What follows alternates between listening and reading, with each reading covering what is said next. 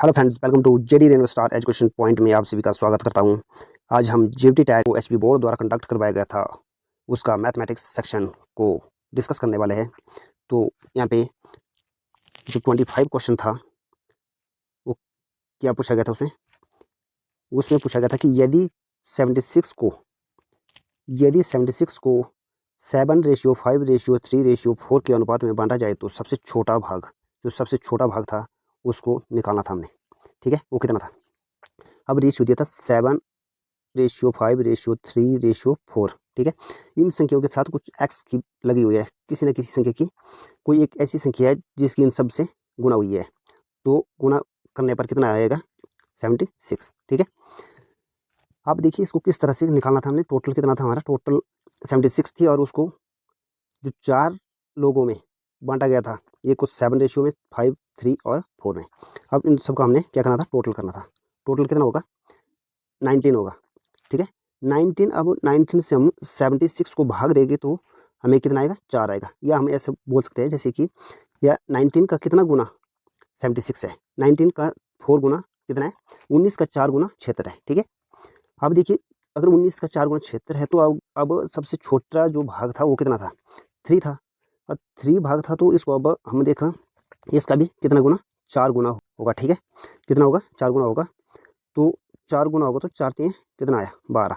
ये तो पूछा था, तो हमारा ए ऑप्शन आंसर था।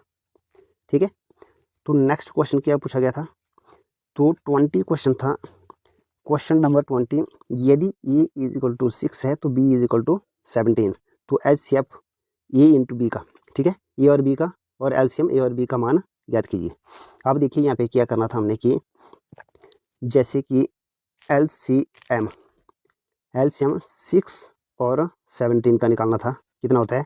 अगर क्योंकि यहाँ पे अलग अलग है, क्योंकि आपस में ये कटेगा नहीं, और इन दोनों की मल्टीप्लाई करने पर 102 आता है। और 6 और 17 का एलसीएम कितना है, 102। तो एचसीएफ 6 और 17 का एचसीएफ निकालेंगे, और इन दोनों का एचसीएफ निकालेंगे तो क्योंकि ऐसी संख्या हम एचसीएफ में लेते हैं कि जो एक ही संख्या से दोनों में भाग होना चाहिए। ऐसी एक संख्या है, एक से दोनों में भाग हो रहा है। तो अब आगे बोला है कि एलसीएम इंटू यहाँ पे गुणा का निशान है, तो हम दोनों को गुणा करेंगे। अगर दोनों को गुणा करने पर अगर गुणा करेंगे तो कितना आएगा, 102 ही आएगा। ठीक है, तो ऑप्शन नंबर बी ऑप्शन सही था। तो नेक्स्ट क्वेश्चन क्या था, 30 क्वेश्चन में पूछा गया था कि पूर्ण कोण का 5/6 मतलब 5/6 भाग बराबर होगा, किसके बराबर होगा। सबसे पहले तो हमें पूर्ण कोण क्या होता है, ये होता है, ये 180 डिग्री होगा, ये 90 होगा, और ये टोटल मिला के यहाँ पे अगर यहाँ से चलना स्टार्ट करेंगे, मान लो कि यहाँ से चलना स्टार्ट करेगा तो यहाँ पे पहुँचेगा तो 360 डिग्री कोण होता है पूर्ण कोण। ठीक है, अगर पूर्ण कोण पूछा है हमें, पूर्ण कोण कितना है 360 डिग्री है, तो इसका 5/6 भाग निकालना था हमें। तो 6 से काटेगा तो कितना 60 आया, 60 डिग्री, और 60 हरा इसकी मल्टीप्लाई करेंगे तो कितना आया, दोनों की मल्टीप्लाई करने पर 300 आ गया। 6 5 30 और 0 लगा दी। ठीक है, 300 ऑप्शन नंबर बी ऑप्शन सही था। ठीक है, 17 क्वेश्चन में पूछा गया था कि एक व्यापारी एक वस्तु को 500 रुपये में खरीदता है और 450 रुपये में बेचता है, उसकी हानि प्रतिशत निकालनी थी। ठीक है, हानि प्रतिशत निकालनी थी हमें। तो यहाँ पे देखो, जो खरीदने को बोलते हैं हम कॉस्ट प्राइस सीपी, और बेचने को बोलते हैं सेल प्राइस। ठीक है, एसपी। अब देखिए कि इसको जो सीपी था हमारा 500 था और एसपी था 450 रुपये में, क्यों घाटा खाकर किसने बेचा था, तो कितने का घाटा हुआ था, लॉस। तो माइनस होगा, 500 में से 450 माइनस किया तो 50 आ गया।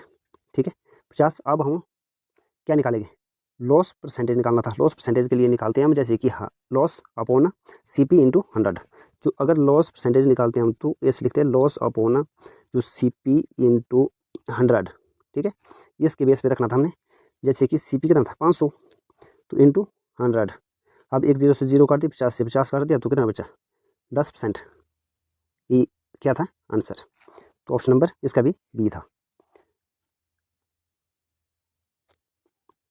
नेक्स्ट क्वेश्चन क्या था, 16 क्वेश्चन है।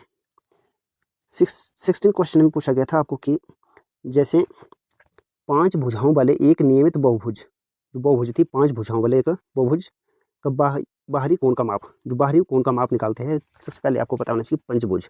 यहाँ पे पूछा था पंचभुज, ठीक है, ऐसी होती है पंचभुज, ऐसी ये होगी पंचभुज। पंचभुज के कोण का माप निकालना है हमने, जो बाहरी कोण है, बाहरी कोण का माप कितना है।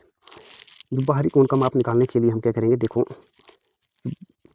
बाहरी कोण को निकालते हैं हम, जैसे कि टोटल कितना है डिग्री, 360 डिग्री का होता है, और जो मतलब भुजाओं की संख्या n, ठीक है, भुजाओं की संख्या n से भाग देते हैं। अब बाहरी कोण कितना था, 360 डिग्री अपॉन जो n की वैल्यू कितनी है 5, तो 5 से भाग देंगे, काटो तो 7 से गया 35 हो गया, एक यहाँ पे 10 बचा तो 2, ठीक है, 72 आंसर, ये हमारा आंसर था, ठीक है। नेक्स्ट, अगर आपको वीडियो अच्छी लगे तो लाइक शेयर एंड सब्सक्राइब करें, और आपको ये क्लास कैसी लगी ये ज़रूर कमेंट में लिखें। Thank you.